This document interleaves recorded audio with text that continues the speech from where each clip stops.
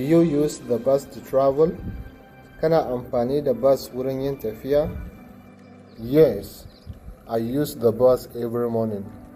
Ina amfani da bus kowace safiya. Is it always crowded? Tana cika ko da yaushe? Yes, especially during rush hours.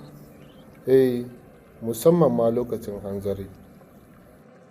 How much is the bus fare? Nawa ne kuɗin hawa bus?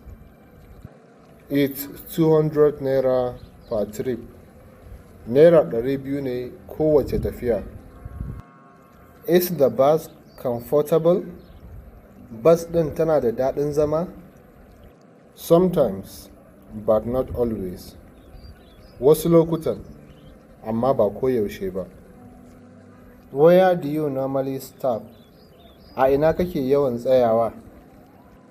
I stop at the city center. Ina tsayawa a tsakiyar birni. Muna sayar da littafin koyon Turanci da Hausa na waya, mai ɗauke da darussa guda 100 masu sauƙi na koyon harshen Turanci. Kuɗin littafin Naira 4,500 ne.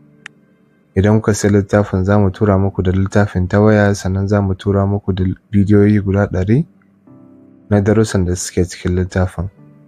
Idan kuma kuna buƙatar shiga ajin koyon harshen Turanci ko Larabci ko Hausa, to za ku iya yi mana magana ta WhatsApp.